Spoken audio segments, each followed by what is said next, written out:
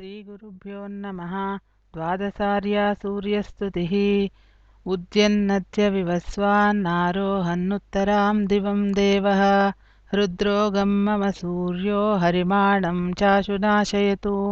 निमिषार्थे नैकेन द्वे च शते द्वे सहस्रे द्वे क्रममाणयोजनानां नमोऽस्तु ते नलिननाथाय कर्मज्ञानकदसकं मनश्च जीवयति विश्वसर्गाय द्वादशधा यो विचरति सद्वादशमूर्तिरस्तु मोदाय त्वं हि यजुरुक्सामः त्वमागमस्त्वं वषट्कारः त्वं विश्वं त्वं हंसः त्वं भानो परमहंसश्च शिवरूपात् ज्ञानमहं त्वत्तो मुक्तिं जनार्दनाकारात् शिखिरूपादैश्वर्यं त्वत्तश्चारोग्यमिच्छामि त्वचिदोषादृशिदोषाः हृदि दोषायेऽखिलेन्द्रियजदोषाः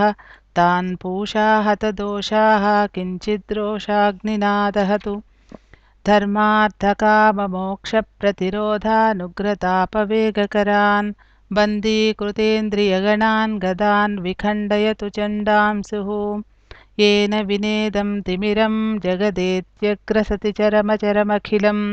धृतबोधं तं नलिनीभर्तारं हर्तारमापदामीडे यस्य सहस्राभीषोरभीषुलेशो हिमांशुबिम्बगतः भासयति नक्तमखिलं भेदयतु विपद्गणानरुणः तिमिरमिव नेत्रतिमिरं पटलमिवाशेषरोगपटलं नः काशमिवाधिनिकायं कालपितारोगयुक्ततां हरतात् वाताश्मरीगदार्शत्वग्दोषमहोदरप्रमेहांश्च ग्रहणीभगन्धराख्या महतीस्त्वं मेरुजोहंसि त्वं माता त्वं शरणं त्वं धाता त्वं धनं त्वमाचार्यः त्वं त्राता त्वं हर्ता विपदामर्कप्रसीद मम भानो